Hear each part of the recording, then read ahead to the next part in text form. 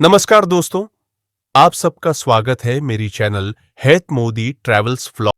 मित्रों, आज का ये व्लॉग अत्यंत विशेष है क्योंकि आज हम आपको ले चल रहे हैं भगवान श्री कृष्ण की पावन भूमि बेट द्वारका। द्वारका से बेट द्वारका अंदाजे से 30 किलोमीटर की दूरी पर है। यदि आप हमारे चैनल पर नए हैं तो कृपया सब्सक्राइब करें और घंटी का चिन्ह अवश्य दबाएं। चलिए मित्रों, आरंभ करते हैं यह पावन यात्रा। सामने बन रहा है सुदर्शन ब्रिज। जब पुल बन जाएगा तब तुम वाहन लेकर बेट द्वारका जा सकोगे। बेट द्वारका पहुंचने के लिए हमें समुद्र के बीच नाव से यात्रा करनी होती है। जैसे जैसे नाव आगे बढ़ती है, मन स्वतः ही शांत और भक्तिभाव से भर जाता है। इस व्लॉग में आप देखेंगे बेट द्वारका का संपूर्ण दर्शन, नाव यात्रा का वास्तविक अनुभव, मंदिर से जुड़ा पौराणिक इतिहास। मित्रों, बेट द्वारका जाने के लिए सबसे पहले पहुंचना होता है ओखा जेट्टी। हम सुबह जल्दी निकल पड़े ताकि भीड़ से बचा जा सके। मित्रों, अब हम पहुंच चुके हैं ओखा जेट्टी पर। यहां से बेट द्वारका के लिए नियमित रूप से नावें चलती है। नाव का किराया सामान्यतः 20 रुपए से 30 रुपए प्रति व्यक्ति होता है।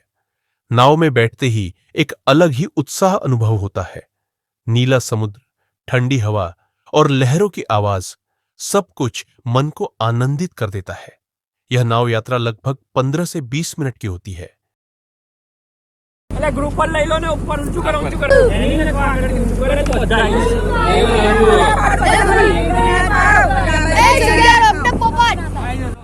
अरे पोपट जगह नहीं रोकी नहीं तो पाछू आई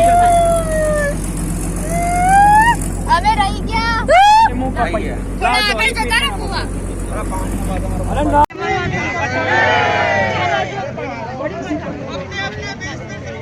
लागले खवडाय खवडाय पक्षीओ ने खवडाय पाणी पड़े છે મૂત્ર છે હા મૂત્ર છે જગ્યા ઓછી રોકાજ દેખાય હારું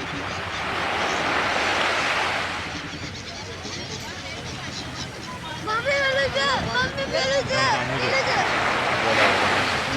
तने बोलाने का मुझको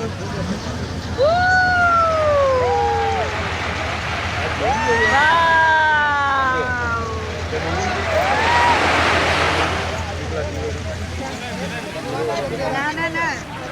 उधर से निकलना है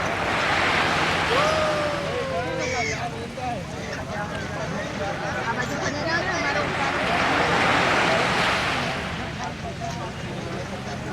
યા એય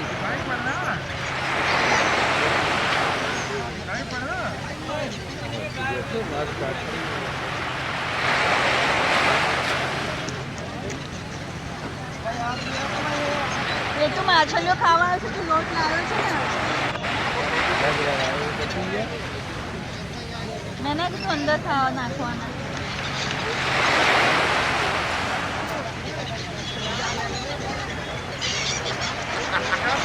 અરે આમ આમ આમ ખાજે મારો વિડિયો ઉતાર કોઈ આમ હાથ નહીં ખા હાથ ખા लिया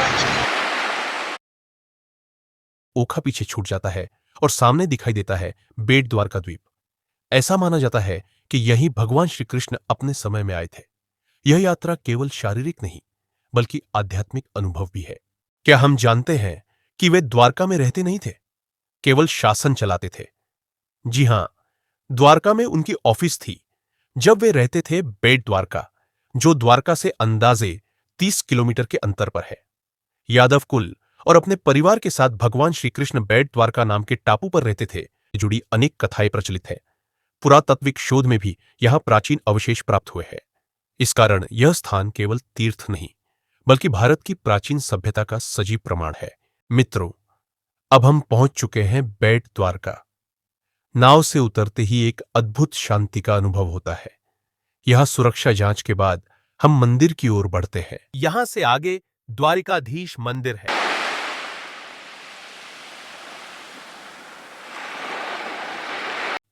रास्ते में प्रसाद, फूल, माला और धार्मिक वस्तुओं की छोटी छोटी दुकानें दिखाई देती हैं। यहां पर देखो, आपको सारी समुद्री चीजें मिल जाएगी। ये सारी समुद्र की चीजें हैं, जो भी समुद्र से निकलती है डेकोरेशन के लिए वगैरह। दोस्तों, अगर आप बेट द्वारका दर्शन के लिए आना चाहते हैं तो ध्यान दें कि दोपहर 1 बजे से 5 बजे तक यानी 4 घंटे यह मंदिर बंद रहता है। मित्रों, यह है बेट द्वारका का मुख्य मंदिर। मान्यता है कि यह स्थान भगवान श्री कृष्ण का निवास स्थल रहा है। मंदिर की बनावट साधारण है, लेकिन यहां की ऊर्जा अत्यंत प्रभावशाली है। यहां पर एक धर्मशाला है, मंदिर का भोजन क्षेत्र है और यहां पर फ्री में प्रसाद मिलता है। जैसे ही हम मंदिर के गर्भगृह में प्रवेश करते हैं, मन श्रद्धा से झुक जाता है।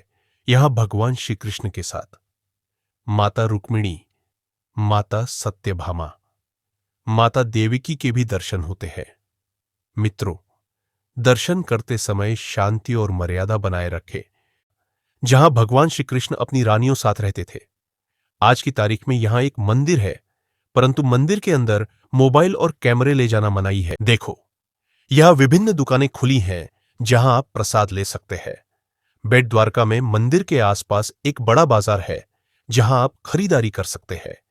यहां अधिकांशतः धार्मिक वस्तुएं अधिक मिलती है। यहां धागे, अलग अलग माला, उनके अलग अलग स्टोर है। कृष्ण की मूर्तियों की थोड़ी खरीदारी करनी हो तो देखो, वहां भी अलग अलग दुकानें हैं। यहां भी भगवान श्री कृष्ण की मूर्तियों के फोटोग्राफ है। कई सारी मूर्तियां छोटी छोटी है और सुंदर सुंदर मजेदार है। आप घर के मंदिर के लिए ले जा सकते हैं और झूला ये भी आप खरीद सकते हैं। वैसे तो बेट द्वारका में कोई रुकता नहीं है, लेकिन अगर आपको रुकना हो तो यहां देखो, द्वारकेश गेस्ट हाउस है। यहां पर खाने के लिए रेस्टोरेंट भी है। पहले यहां पर सोने की द्वारका थी और वह कैसी दिखती थी, वह उसको यहां पर दिखाया गया है, जिसकी एंट्री फीस 40 रुपए प्रति व्यक्ति है। यहां जिसमें हमें श्री कृष्ण के जन्म से लेकर उनके पूरे जीवन की जानकारी मिलती है। मित्रों, अब हम थोड़ा इतिहास जान लेते हैं। ऐसा माना जाता है कि बेट द्वारका श्री कृष्ण की प्राचीन द्वारका का ही एक भाग था। यहीं पर सुदामा जी का आगमन हुआ। सुदामा जब अपने मित्र भगवान श्री कृष्ण को मिलने बेट द्वारका आए, तब अपने साथ एक पोटली में चावल लेकर आए थे, जिस चावल को भगवान श्री कृष्ण ने खाया था और उसके बाद मित्र सुदामा की गरीबी दूर करी थी। इस समय से ही यहां चावल दान करने की परंपरा सदियों से चली आ रही है। ऐसी मान्यता है कि इस मंदिर में चावल दान करने से भक्तों की गरीबी दूर होती है। दोस्तों, जो बेट द्वारका दर्शन करने मात्र आते हो, तो मुख्य मंदिर जो है उसकी तरफ से भाविकों को निशुल्क भोजन कराने में आता है, जहां लिखा है भोजनालय, और अंदर एक बड़ा हॉल है जहां आप भोजन का प्रसाद ले सकते हैं।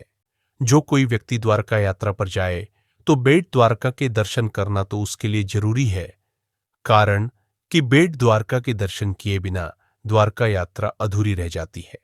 अब हम द्वारका की ओर वापस जा रहे हैं।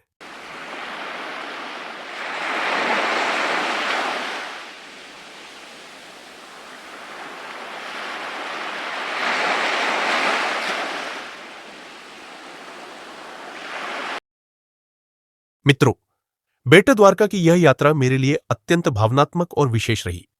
यह स्थान हमें सिखाता है कि श्रद्धा, शांति और विश्वास जीवन के सबसे बड़े आधार है। यदि आपको यह व्लॉग पसंद आया हो तो कृपया वीडियो को पसंद करें, टिप्पणी में लिखें जय श्री कृष्ण और हमारे चैनल को सब्सक्राइब करें। मैं हूं हेत मोदी, फिर मिलूंगा एक नए सफर के साथ। जय श्री कृष्ण।